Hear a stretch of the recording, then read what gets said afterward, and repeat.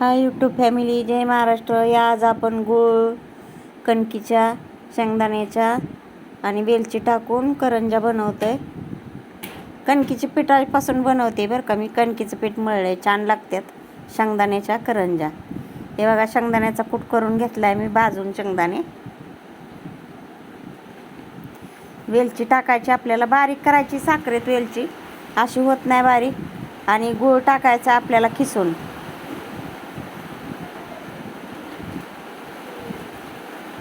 हे शेंगदाणे बारीक करून घेतलेत मी भाजून.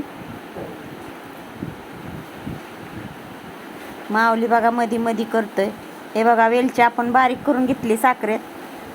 आता कशी असे ते सादळलेले असतात ना, त्यामुळे बारीक होत नाही लवकर.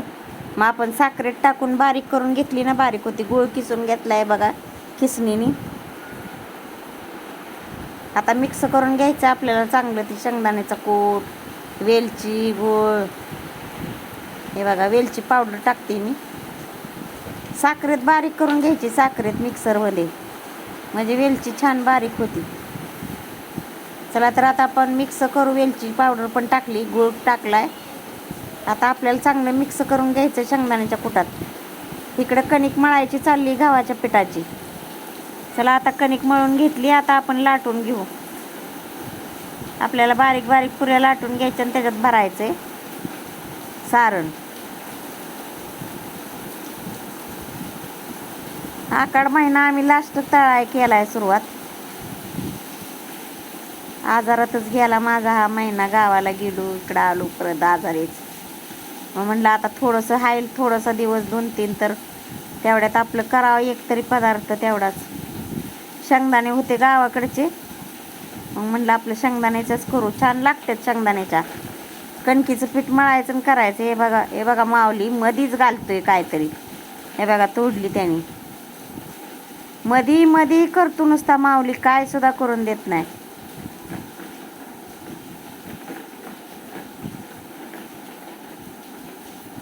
हे बघा, कापले पण कसं त्या फिरकीचं उठतच नाही. फिरकीच चांगली नाही आमची. आता आता कापतच नाही मी, अशाच बनवते. जाऊ दे, काय उठत पण नाही आणि काय पण नाही. चला आता अशाच बनवून घेऊ आपण. आता अशाच सगळ्या करंजा आपल्याला बनवून घ्यायच्यात सारण भरून. अजून एकदा सांगते, गूळ, वेलची आणि शेंगदाण्याच्या कुटाच्या करंजा आहेत ह्या. आणि वरनं आपल्याला पीठ मळतो ना आपण, मैदा गरा, तो नाही मळलेला मी. गव्हाच्या पिठाच्या आहेत, छान लागतात. टेस्ट छान लागते. गुळाची, गव्हाची आणि ती शेंगदाण्याची टेस्ट एकदम मस्त लागते. अशा कुरकुरीत तळायच्या लालसर होईपर्यंत, मग छान लागतात. हे बघा, लाटून भरून घेतल्यात करंजा मी. लाल लाल दिसतात. ही एक पुरी झाली, ती माऊलीला द्यायची तळून. चला, तेल तापत आले आता आपलं. आता आपण करंजा सोडतोय त्याच्यात. आता करंजा आपल्याला चांगल्या लाल होईपर्यंत खरपूस तळून घ्यायच्यात.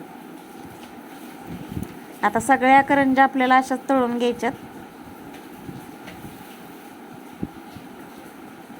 आता पलटी करू जरा आपण दुसऱ्या साईडनी. हे बघा, अशा लाल होईपर्यंत तळायच्यात. पाऊस येतोय बाहेर, खायला छान वाटतं हे असलं. शेंगदाण्याच्या कुटाच्या छान लागतात, गोड. आणि ती शेंगदाण्याचं, गुळाचं आणि ती वेलचीचं कॉम्बिनेशन छान लागतं.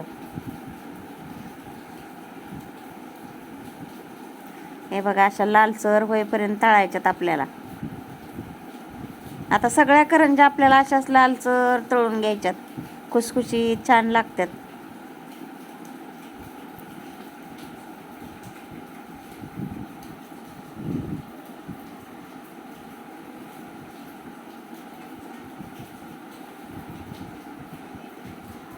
हे बघा, आपल्या करंजा आता तळून होत आलेले आहेत. सगळ्या तळून झालेले आहेत.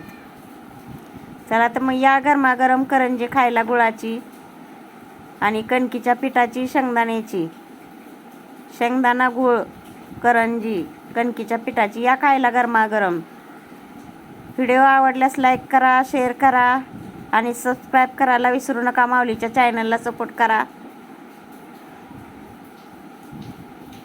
कशी वाटली करंजीची रेसिपी तुम्हाला सांगा मला. गुळाची आणि शेंगदाण्याची करंजी. कशी वाटली रेसिपी मला कमेंट करा.